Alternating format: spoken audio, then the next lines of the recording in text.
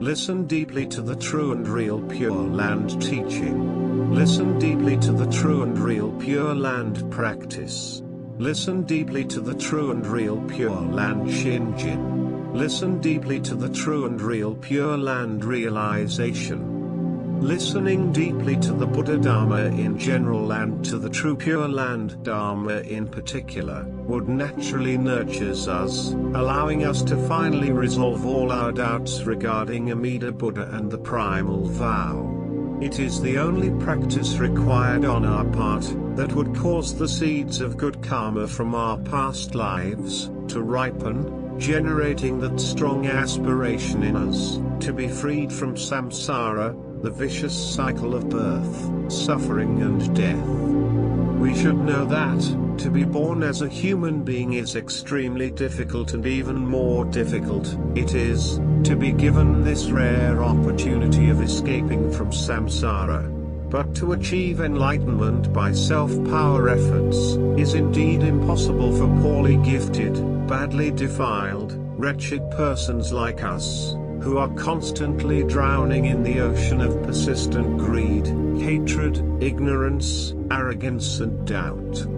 Thus, by listening deeply and repeatedly to the Amida Dharma, we would suddenly be brought to that moment, when we are awakened to the realization that, even hopeless person like ourselves, are saved solely by the great compassion of Amida Buddha. We would then be able to entrust ourselves fully in the saving grace of Amida's primal vow that guarantees our birth in Sukhavati, the land of peace and happiness, at the end of this miserable life. Most followers of the Buddha Dharma, however, start by performing difficult self-power practices from the Theravada or Mahayana traditions, that are taught by Shakyamuni Buddha to superior disciples on the path of sages. Therefore, they doubt the true and real, other power Pure Land way. These persons of doubt should, first put aside all these difficult, ineffective practices and listen deeply to the marvelous teachings that describes this easy path to Sukhavati. Listening deeply to the larger Sutra of Immeasurable Life, the king of all sutras, meticulously taught by Shakyamuni Buddha, would lead us to hear about Amida Buddha and the power of his fulfilled primal vow. The word here in the passage from the larger sutra means that sentient beings, having heard how the Buddha's vow arose, its origin and fulfillment, are altogether free of doubt. This is to hear. Carefully summarizing all his expositions on the easy path that will definitely take us out of samsara, Venerable Master Shinran concisely wrote this wonderful treatise passages on the Pure Land Way. Introducing this beautiful work, he joyfully writes: The radiant light, unhindered and inconceivable, eradicates suffering and brings realization of joy. The excellent name, perfectly embodying all practices, eliminates obstacles and dispels doubt. This is the teaching and practice for our latter age. Devote yourself solely to it. It is I and limb in this defiled world, do not fail to endeavor in it. Accepting and living the supreme, universal vow, then, abandon the defiled and aspire for the pure. Reverently embracing the Tathagata's teaching, respond in gratitude to his benevolence and be thankful for his compassion. To begin, the teaching of the Pure Land Way is found in the larger Sutra of Immeasurable Life. The central purport of this sutra is that Amida, by establishing the incomparable vows, has opened wide the Dharma's storehouse, and full of compassion for small, foolish beings, selects and bestows the treasure of virtues.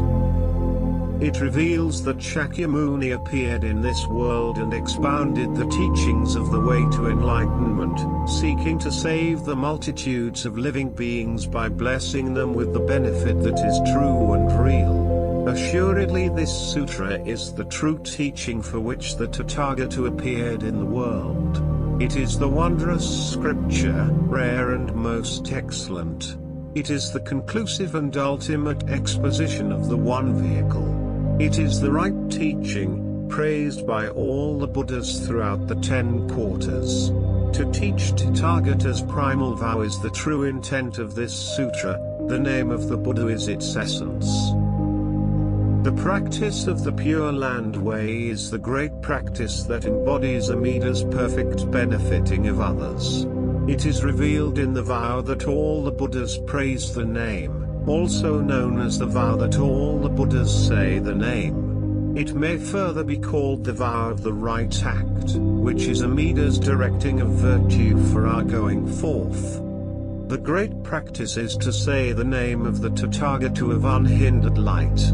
This practice, comprehensively encompassing all practices, is perfect and most rapid in bringing them to fullness. For this reason, it is called great practice. Saying the name, then, breaks through all the ignorance of sentient beings and readily brings all their aspirations to fulfillment. Saying the name is in itself mindfulness. Mindfulness is Nembutsu.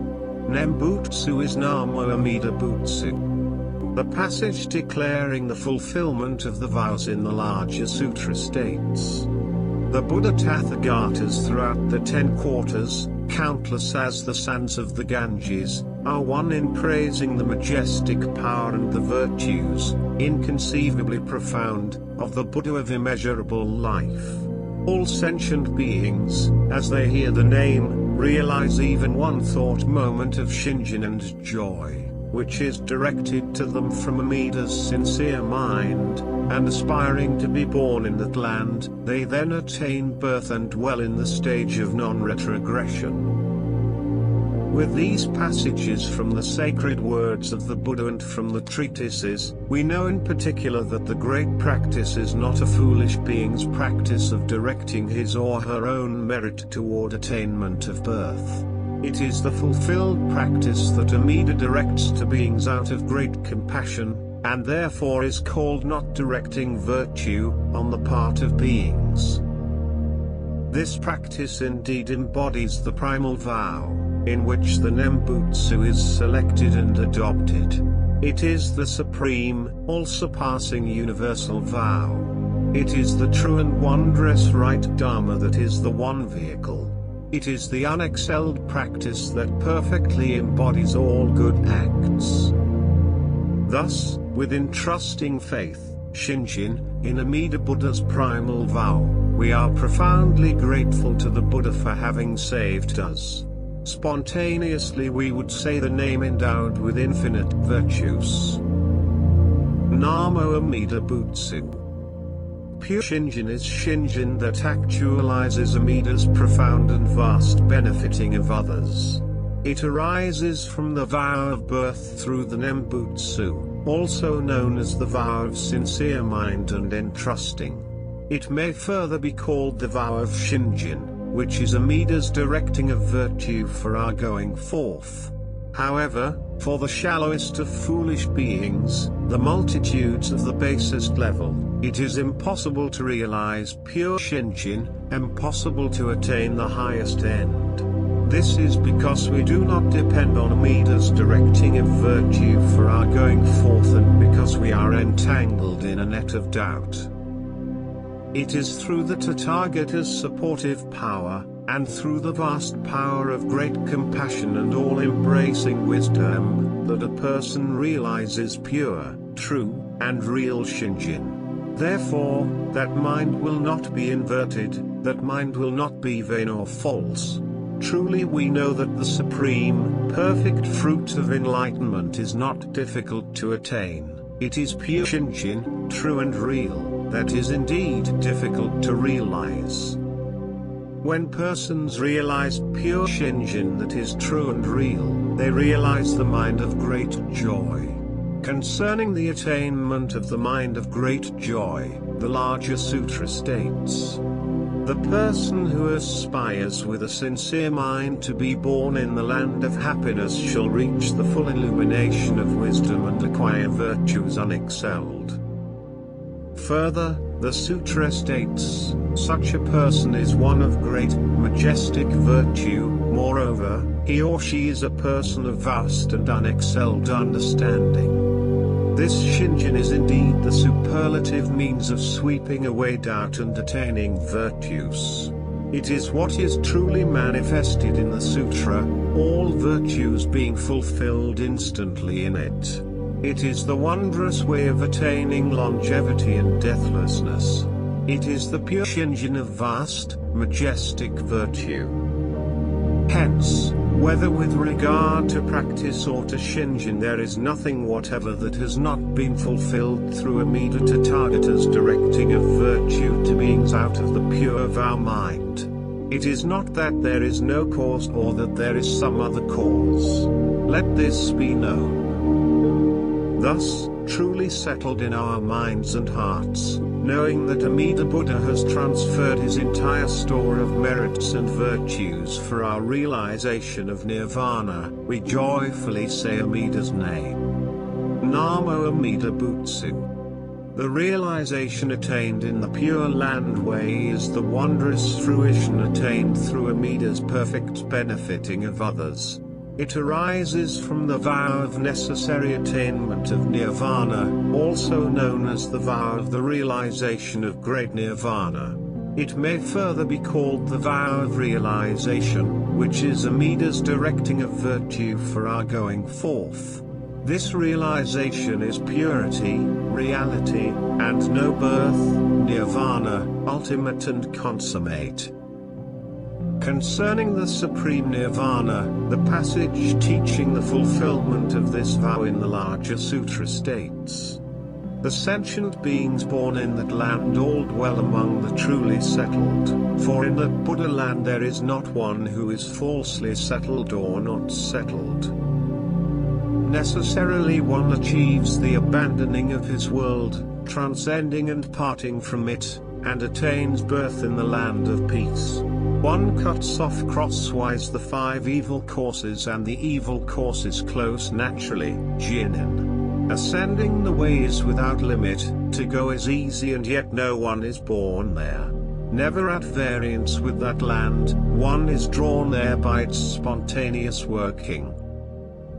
With these sacred words of the Buddha we know clearly that when foolish beings possessed of all blind passions, the multitudes of beings caught in birth and death and defiled by evil karma, realize the mind and practice that Amida directs to them for their going forth, they come to dwell among the truly settled of the Mahayana teaching. Those who dwell among the truly settled necessarily attain nirvana. When one necessarily attains nirvana, one attains eternal bliss. Eternal bliss is great nirvana. Great nirvana is the fruit that manifests itself in the field of benefiting and converting others. Concluding the passages on the Pure Land Way, Master Shinran passionately and repeatedly exhorts us to follow this easy path to salvation. My fervent wish is this, whether monk or layperson, when on board the ship of the great compassionate vow, let pure Shinjin be the favorable wind, and in the dark night of ignorance, let the jewel of virtue be a great torch. Those whose minds are dark and whose understanding deficient, endeavor in this way with reverence. Those whose evils are heavy and whose karmic obstructions manifold, deeply revere this Shinjin. Hard to encounter, even in many lifetimes, is the decisive cause of birth, Amida's universal vow, and hard to realize, even in myriads of kalpas, is pure Shinjin that is true and real. If you should come to realize Shinjin, rejoice at the conditions from the distant past that have brought it about. But if in this lifetime still you are entangled in a net of doubt, then unavoidably you must pass once more in the stream of birth and death through myriads of kalpas and countless lives. Hear and reflect on the truth that one is grasped, never to be abandoned, the teaching of attaining birth in the Pure Land with transcendent quickness and ease, and let there be no wavering or apprehension. May all sincere seekers of enlightenment deeply ponder on the wonderful teachings from these passages on the Pure Land Way and the other marvelous expositions, poems and letters of Master Shinran. Simply let the darkness of our intellectual and emotional doubts be naturally dissipated by Amida's light of boundless compassion. The Buddha's infinite merits and virtues are bestowed equally to all beings. May all accept Amida's gift of Shinjin and obtain birth in his land of peace and bliss. Clearly knowing that we are now saved and constantly being protected by all the Buddhas in the 10 directions, we joyfully say the Amida's name. Namo Amida Butsu. Namo Amida Butsu. Namo Amida Butsu.